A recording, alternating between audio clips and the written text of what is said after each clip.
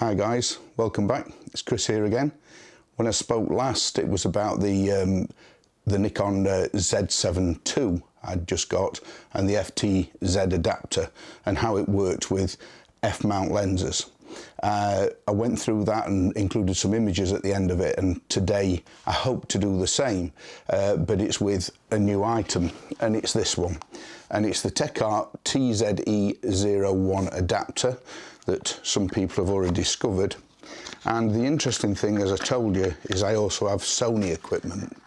And what this allows you to do is to take this small, very, very thin adapter and its little mounting dock here and use them in conjunction with the Nikon Z7 II body, but with all the opportunity of using all my Sony lenses. So I wanted to have a look and see whether this little adapter would work with my lenses.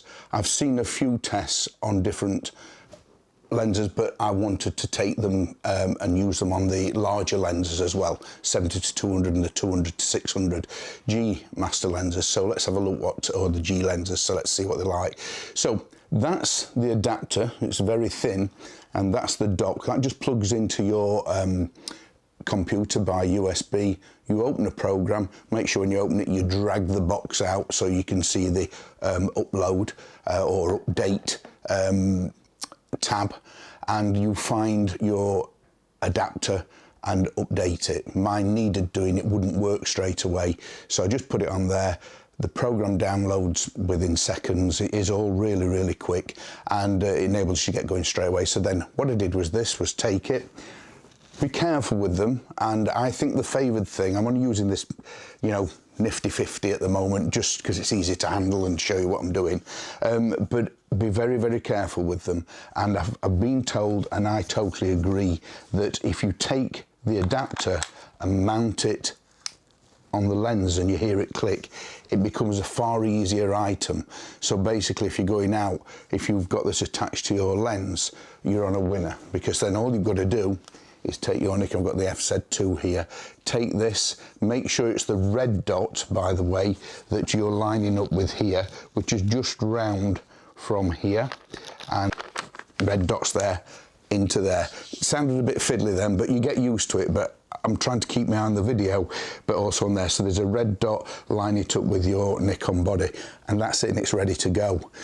The lens that I did see used on one of the tests was this one, and basically it's the f4, it's the 25 to 105 Sony, and it's a G lens. So obviously that's going to give you good facilities, and once you put it onto that adapter, it's nice and smooth.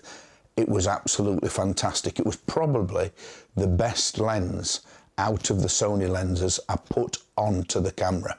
It did everything. It had got eye focus, it changed from animal to human, it was smooth, it was snappy, it was sharp, and the images were pristine. What I will do again is I'll put some images up at the end of the video so you can look at those, and by all means pause them.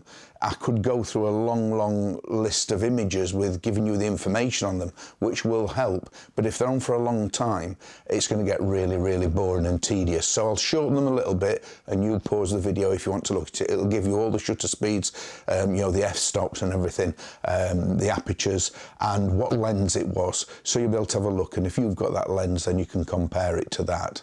I don't want the videos to be too long. I just want to give out some information and get people to see what is working and what is not working on my first impressions. They may change. This has been a 2-day test, and it's been intensive testing, so hopefully I've got it right. So as I said, the Tamrons were struggling. The little G lens here I was very pleased with. The 70 to 200 is, I have an f4 lens there, and I took that out, and exactly the same, sharp as they were, nice and smooth onto taking it on and off the adapter, or on and off the camera body, and the images again were very sharp. With the Nikon f-mount lenses mounted on the FTZ adapter, I don't think, through my experience, that you would be missing the birds in flight. I was very happy with that, as you probably saw on the other video. But this 200 to 600, I think this is an area where Techart have got to get back to the drawing board. They might not have looked at it yet. I'm not too sure whether they've gone to the 200 to 600, and it'd be nice if I get in touch and they tell me and I can come back to you and tell you.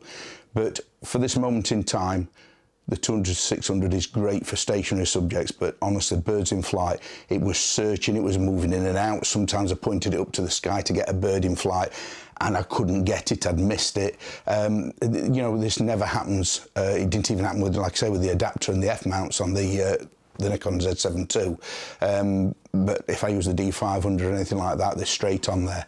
So it was a little bit of a shock to see that happening. I even tested it at what I would call ground level, so I was just doing signposts and things like that, and even then sometimes it was searching. So, you know, it was bad light. I'll give it that, it was bad light, and I've had better results today, which you will see at the end of this video, in better light. It uses phase detection to focus.